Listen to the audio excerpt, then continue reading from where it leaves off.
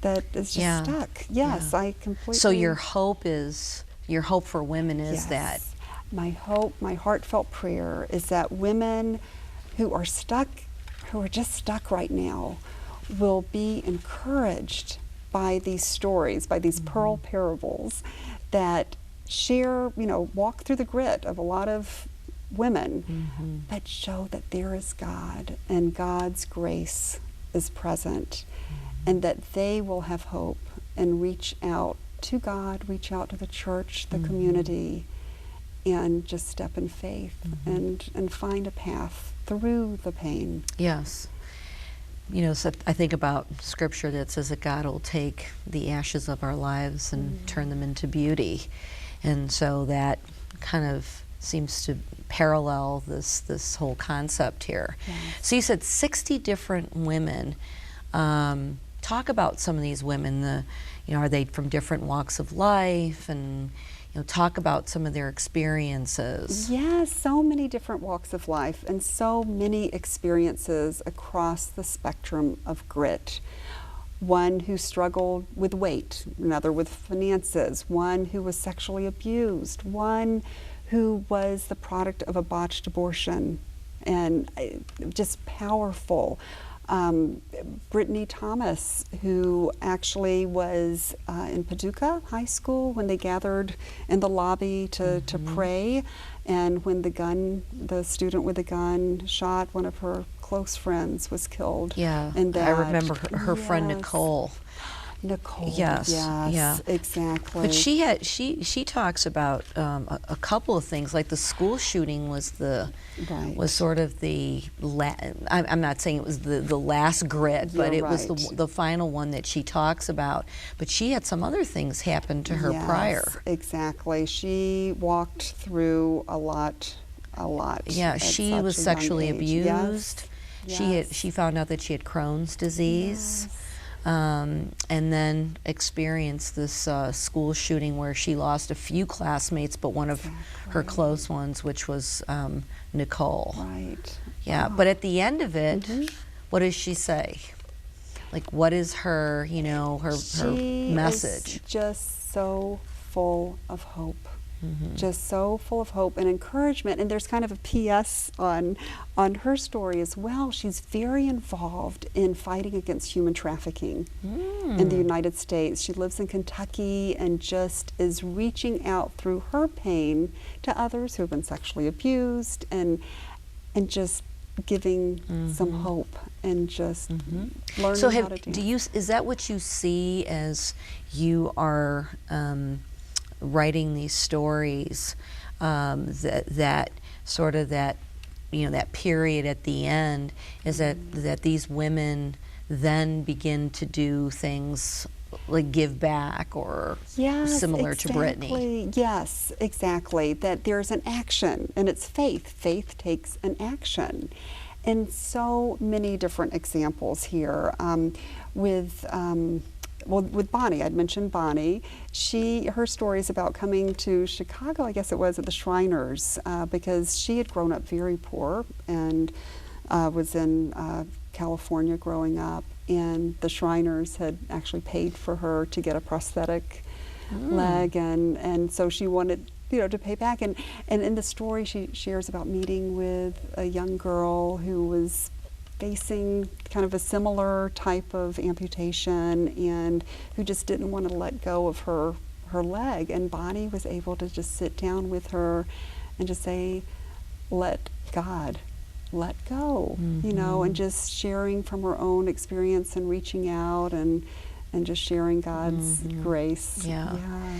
So, when you encounter, because you said that there's 60 different women, and so talk about some of these encounters. So you met Bonnie, you said, 3 times, and in this 8-hour period. And so how do you meet some of these women? God just puts everyone in your life. When you faith God and you're walking in His purpose, and I feel like, one of my purposes was to put Pearl Girls together. And on a side note, Margaret means pearl. My name means pearl. Oh, does it? Yes. Okay. Yes. That's kind of interesting. Yes. Yeah. So I've always loved pearls, and God just started to put these incredible women in my life. I met Lucinda Seacrest McDowell. Her story, oh, she has an amazing story. We met in a taxi cab in Colorado. We were sharing a taxi, and she, I can't remember the title of her book, but her story, but it's so poignant. She goes to this conference. She married later in life, a wonderful, wonderful gentleman who was widowed. And she was sharing the story at this Christian conference she was attending.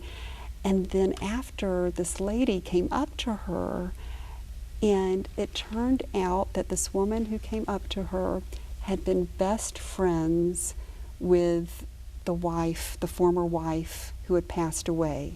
Mm. And shared with Linda, we had been praying for, the right woman, that her husband, because she knew she had terminal cancer, and so isn't that just amazing? Yeah, that is amazing. How God had heard the prayers, and so Lucinda's been a wonderful stepmother to that family, the young family. The kids were young. Yeah.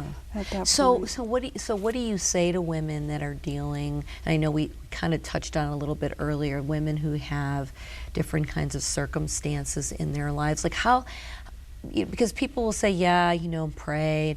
Right. What do you kind of feel is that sort of convincing moment, or that convincing statement that faith really does work? I mean, obviously, you can hand them your book and say, exactly. Look at these 60 lives right here, and see what's happened in those lives. Exactly. But as you encounter different women in your life, right. What do you say to them? I say, you're in my prayers, first of all, and a lot of times there is nothing you can say to really, really comfort someone. There really isn't, and except what is shared through God's grace. That's the only place the comfort can ultimately come from. And even though I might not have the same grit as another woman, we have grit, and grit is the common place, what we have in common.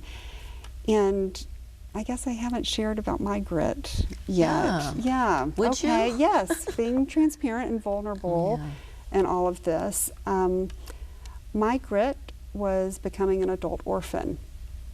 And I know that sounds so, an adult orphan. Yes. My dad, we were so close, as I was sharing you the story. He died unexpectedly 32 years after his cancer. And he died cancer-free, but he had a massive heart attack at the Charles de Gaulle Airport in Paris just months before my wedding. But months before your wedding? Months before the wedding. And I had flown down from New York. They lived in Florida. My dad was president of a Christian college there in West Palm Beach. And I'd flown down from New York to plan the wedding. And it was just amazing. That weekend, he and my mom spent with me planning all the details, going to the florist and the church. And he even, and I treasure this, he walked me down the aisle of the small church, and he said, "This is where I give you away with my blessing." Aww. And gave me a kiss on my cheek. And a week later, he had passed away. So my brother was the one, my oldest brother was the one who actually walked me down the aisle. But I knew that my dad, just months before, had done his practice run, because he said, "Let's do a practice run." Aww. And that just gave such hope. And even his death was such a walk in faith. If I can share with this, it was amazing. His final act as a human was to go to the Cathedral of Notre Dame there in Paris, and he wasn't Catholic, but he lit a candle, he and a colleague, and his colleague shared the story, how my dad lit a candle at Notre Dame as an act of forgiveness for someone who had wronged him in a business transaction. So his last lesson to me was forgive. Walk in faith and forgive. And then when he was dying, he realized it. It's a massive heart attack. You're so blessed to have parents who lived out their faith before you. Yes. Because I think about so many young people that have absentee parents or don't have parents, and then even even if there are parents, sometimes they're not living that life. But I mean, you have parents that lived this life, this quote unquote righteous life before you, and we know that none of us are saints, and we all fall short, and we get that. But to have that kind of role model is really amazing. Yes. So his last act was to light a candle of forgiveness. Yes. Yeah. So faith and forgiveness. And then he went straight to the airport and was having chest pains. They have a very state-of-the-art, I guess, emergency facility there at the airport. And he was able to share some last words. And he said, "I'm dying. I don't know why God wants me back. I feel like I have so much to do still. Tell Carolyn," that's my mom, "that I love her." Oh. And those were the last words of my dad. He died with faith, trusting God, even as he was physically confronting death in a matter of moments. Yeah. Just to go with that trust. So I just feel so blessed. So that was my grit, and that does kind of change everything, family dynamics, everything. It's a huge loss. Well, it makes, when you say that, I just sort of got this picture of when Jesus was in the garden, and he said, if it's possible to take this cup from me, but not my will, but yours. Right. But here was your dad, even in those last moments, saying, I feel like I could still do more, and I still have a lot in me, but then at the same time there was a surrender there as well, and a well wish for his wife. Yes. So that's really precious. Yes. So it changes your life because you were so close to your dad. And how does your life change? Well, not to have a father. I mean, he was the encourager. My mom, and I loved my mom so much, but I was really closer to my dad.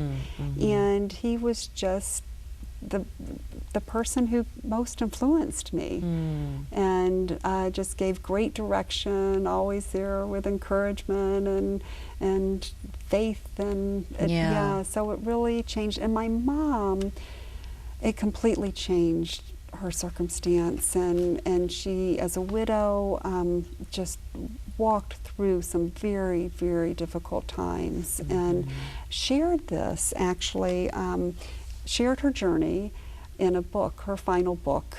She was a Christian author, and this was her, I think, 9th and final book that she wrote. She was only 77 when she passed, and she wrote a book called "When Grief is Your Constant Companion, God's Grace for a Woman's Heartache."